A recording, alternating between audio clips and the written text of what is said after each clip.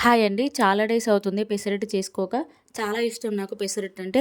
Pesarattu upma combination బావుంటుందని చాలామంది అంటారు. బట్ నేను ఆ కాంబినేషన్‌తో ఎప్పుడు తినలే. అల్లం చట్నీ ఆర్ పల్లి చట్నీతోనే తింటా ఎక్కువ నేను. పెసరట్టు కోసం నేనైతే నైటే నానబెట్టుకున్నా. ఒక గ్లాస్ పెసర్లు తీసుకొని, హాఫ్ గ్లాస్ కన్నా కొంచెం తక్కువగా రైస్ తీసుకొని 2-3 టైమ్స్ మంచిగా వాష్ చేసుకొని, వాటర్ పోసుకొని నైట్ అంతా నానబెట్టుకోవాలి. 7-8 అవర్స్ నానితే సరిపోతుంది. ఓవర్‌నైట్ నానాక మార్నింగ్ అయితే మళ్ళీ ఒకసారి వాష్ చేసుకొని మిక్సీలో నానబెట్టిన పెసర్లు, పచ్చిమిర్చి, అల్లం ముక్కలు, జీలకర్ర, కొన్ని వాటర్ వేసుకొని మిక్సీ పట్టుకోవాలి.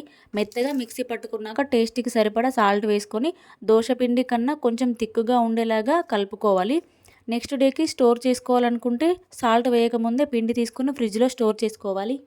పల్లి చట్నీ అయితే చేశా నేను పెసరట్టు కాంబినేషన్‌కి. స్టవ్ పై పెనం పెట్టుకొని హీట్ అయ్యాక ఒకసారి వాటర్ చిలకరించుకొని బ్యాటర్‌తో దోసలాగా వేసుకోవాలి. పైన కొంచెం ఆయిల్ వేసుకొని మంచిగా కాలాక ఇంకో సైడ్ కూడా కొంచెం కాల్చుకొని తీసేసుకోవాలి. అల్లం చట్నీ కూడా బావుంటుంది దీనికి. ఇంతకీ మీకు ఏ కాంబినేషన్‌తో ఇష్టమో కామెంట్ చేయండి. నా వీడియో నచ్చితే లైక్ చేసి సబ్స్క్రైబ్ చేసుకోండి. ఫ్రెండ్స్ అండ్ ఫ్యామిలీ మెంబర్స్ అందరికీ నా వీడియోస్‌ని షేర్ చేయండి. Thanks for watching.